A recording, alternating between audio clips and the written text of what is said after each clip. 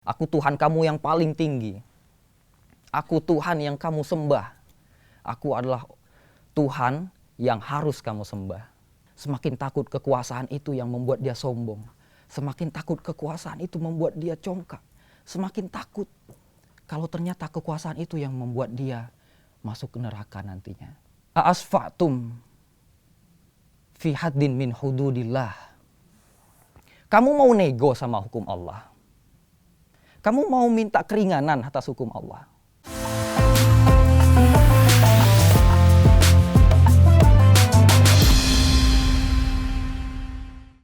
Bismillahirrahmanirrahim. Assalamualaikum warahmatullahi wabarakatuh. Alhamdulillah wa kafa wassalatu wassalamu ala rasulillah amma ba'du. Pemirsa sekalian, Allah telah memberikan begitu banyak nikmat untuk kita.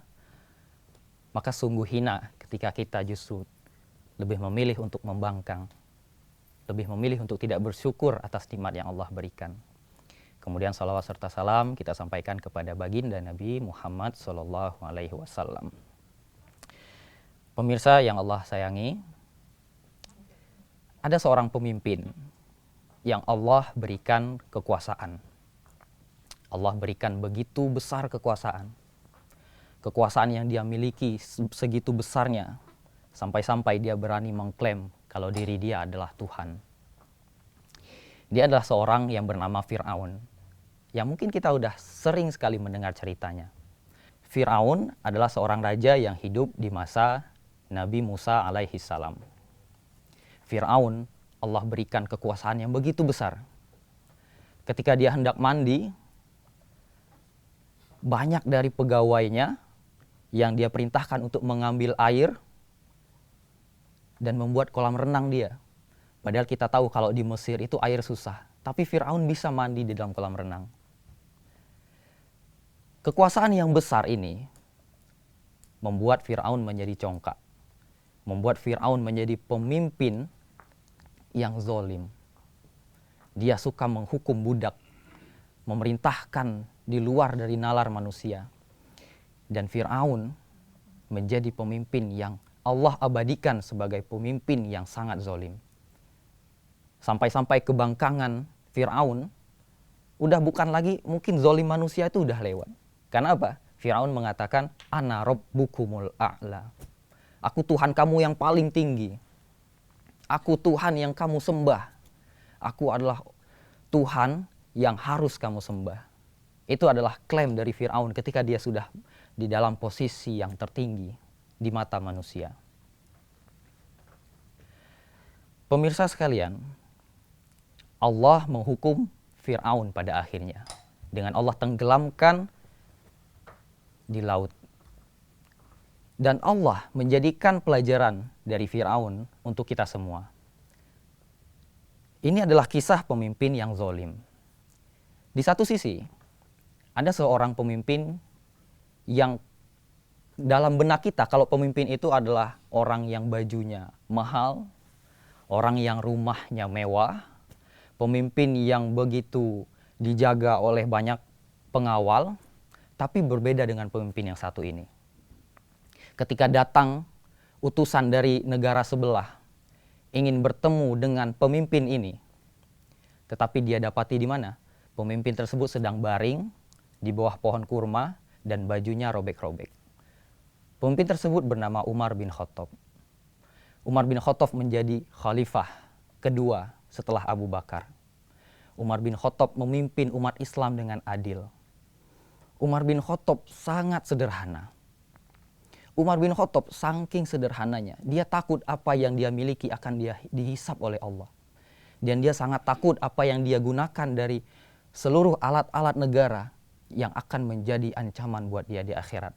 Sampai-sampai ketakutannya mengeluarkan sebuah kalimat. Aku takut kalau ada keledai yang jatuh di negeri sana, aku akan ditanya tentang keledai itu. Menunjukkan apa? Sikap tanggung jawab Umar bin Khattab. Menunjukkan rasa khawatir dia ketika diberi amanah pemimpin. Umar bin Khattab diberi banyak kekuasaan, sehingga dia takut kalau dengan kekuasaan itu justru membuat dia jauh dari Islam. Tapi yang terjadi adalah Umar bin Khattab menjadi pemimpin yang adil, pemimpin yang disukai dan pemimpin yang diridhoi oleh Allah Subhanahu wa taala. Pemirsa sekalian, dari dua kisah tadi kita pelajari bahwasanya kekuasaan, kepemimpinan adalah hal yang berat. Di dalam kekuasaan bisa membuat seseorang berubah. Dan itu bisa ditunjukkan ketika Allah memberikan kepemimpinan, kekuasaan kepada Fir'aun, dia menjadi congkak dan kalah oleh kekuasaannya. Sehingga dia mengaku, Ana rabbukumul a'la. Aku adalah Tuhan yang paling tinggi. Tapi di satu sisi, Umar bin Khattab yang Allah berikan kekuasaan, kepemimpinan, kekuasaannya melebar jauh dari negeri Arab. Tapi apa yang terjadi? Umar bin Khattab justru semakin takut. Semakin takut kekuasaan itu yang membuat dia sombong. Semakin takut kekuasaan itu membuat dia congkak. Semakin takut kalau ternyata kekuasaan itu yang membuat dia masuk ke neraka nantinya. Dan dengan rasa takut itulah yang membuat Umar bin Khattab diridhoi oleh Allah Subhanahu wa taala. Pemirsa sekalian, Nabi Muhammad SAW adalah contoh terbaik untuk kita jadikan sebagai pemimpin. Kebijaksanaan, keadilan Nabi Muhammad SAW Allah tunjukkan sebagai pelajaran untuk pemimpin kita hari ini. Nabi Muhammad adalah seorang nabi, seorang ayah, seorang suami, dan juga sebagai seorang pemimpin tertinggi umat Islam semasa hidup Nabi Muhammad SAW.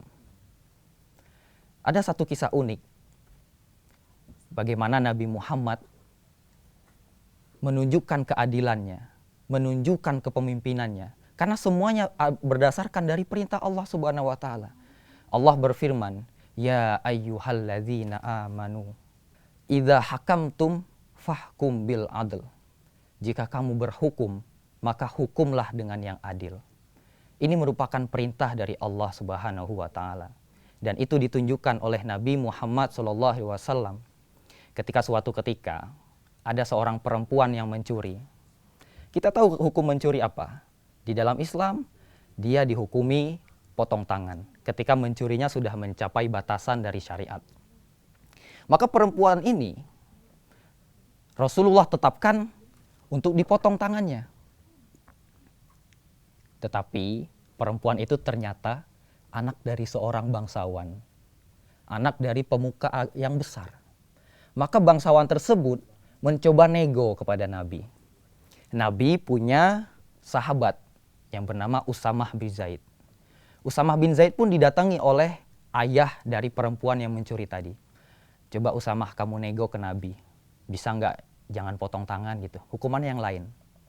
Maka Usamah pun mengatakan kepada Nabi, menyampaikan maksudnya, menjelaskan. Seketika Rasulullah marah, mukanya merah padam. Rasulullah marah sambil mengatakan, A'asfa'tum fi haddin min hududillah. Kamu mau nego sama hukum Allah? Kamu mau minta keringanan atas hukum Allah? Apa kata Nabi? Lau kanat Fatimah binti Muhammad sarokot lakotok tu yadaha. Jangankan orang lain, jangankan anak bangsawan. Kalau seandainya Fatimah anak Muhammad SAW yang mencuri, aku sendiri yang memotong tangannya. Pemirsa sekalian, kita perhatikan dari apa kebijaksanaan Nabi Muhammad SAW. Bentuk keadilan Nabi Muhammad SAW. Nabi Muhammad tidak mau nego atas hukum Allah. Hukum Allah telah ditetapkan, maka tidak ada kata-kata untuk meringankan. Ketika perbuatan maksiat itu sudah dilakukan secara sengaja dan sadar, dan syariat mengatakan dia untuk dipotong tangan, Nabi Muhammad tidak segan-segan untuk memotong tangannya. Walaupun perempuan tadi anak seorang bangsawan. Dan Nabi Muhammad memberi penegasan dengan apa? Jangankan orang lain. Kalau seandainya Fatimah binti Muhammad yang mencuri, aku sendiri yang motong tangannya. Dari perkataan Nabi ini menunjukkan ketegasan. Nabi sebagai pemimpin yang adil. Nabi Muhammad SAW sebagai pemimpin yang bijaksana tidak akan menego atas syariat yang telah Allah tetapkan. Tidak akan main-main atas apa yang telah Allah tetapkan. Maka seharusnya ini menjadi pertimbangan. menjadi pelajaran untuk pemimpin kita pada hari ini. Jangan sampai ketika anaknya yang melakukan kriminal, keluarganya yang melakukan perbuatan buruk, dengan kekuasaan yang ia miliki, justru dia meminta ringankan, hapuskan, lupakan. Maka perbuatan salah itu seakan hilang daripada pandangan manusia. Tetapi Nabi Muhammad menunjukkan keadilan Nabi itu tetap ditegakkan karena itu syariat Allah. Alhamdulillah. Assalamualaikum warahmatullahi wabarakatuh.